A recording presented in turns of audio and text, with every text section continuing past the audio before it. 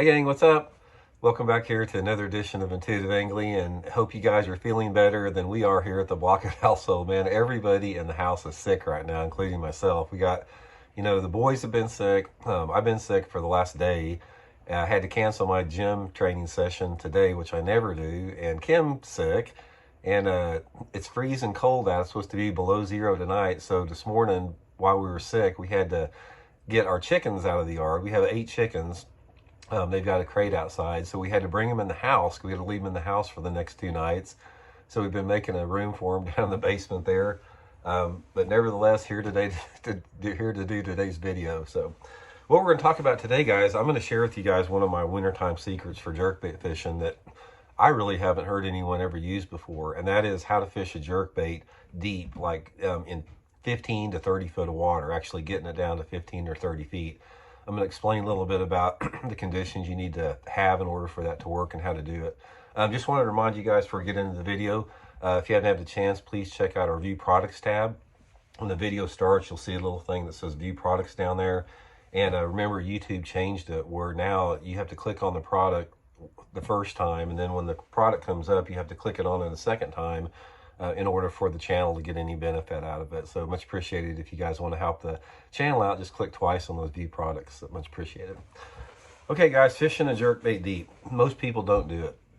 In fact, probably 99% of the people don't do it for a variety of different reasons. A lot of times you don't have to, depending upon where you're at. If you fish a lake, if you're fishing some of the southern tier lakes, Gulf Coast, Texas, Florida, even some of the TVA lakes, you may not have to do this. But if you fish lakes throughout the central and northern part of the country, anything like Lake Lanier, some of the eastern Tennessee lakes, smallmouth lakes up north, Ozark lakes, some of the Clearwater, California lakes like Lake Oroville, this is a technique that will work. So basically what it is in order for a deep fishing jerkbaits, technique to work, you have got to have clear water. You've got to have water visibility that is at least 4 to 5 foot in visibility. I like it, that 5 to 6 foot range, but you really need a minimum of 4 foot of clarity in the water you're fishing. Also with that, it helps if you have a mixed species lake of some degree. You need like a mix of largemouth, spotted bass, and smallmouth, because normally in that situation, the lakes that have some degree of mix in there, they tend to have more bass that are suspended out off the ends of the points and sides that use that type of water that will, dictate that particular technique. So if you've got a lake that's got some spotted bass in it, or smallmouth or largemouth mix and clear water, this technique's going to work. So basically, here's what I do with it. The first thing I do is I'll get out on some main and secondary points, or maybe like in the middle of the coves and the ditches, and I'll start graphing with my 2D sonar, and I'll just pay attention to see if I see any bait fish, any shad activity. I'm not really looking for fish that much. I'm looking for shad to sort of get a key for the depth that the shad are at.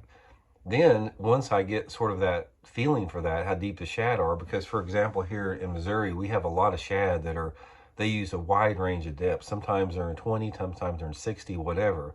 But the ideal situation for the 20-foot jerkbait is if you start graphing around some of these points and you start seeing shad anywhere between 20 to 40 foot deep, what I do is I get on those point ends and sides, and I take the Megabass 110+1, the little bit deeper lip, and I'll put 2 number 5 Gamakatsu G-Finesse trebles on the front and the back, and a number 6 in the middle. And that allows that bait to sink probably about 1 foot every 5 seconds. And all that I do, it's a simple technique that requires some patience. And also, you can't do this on a windy day. You got to have a light wind day with no wind or very little wind, because it takes a long time.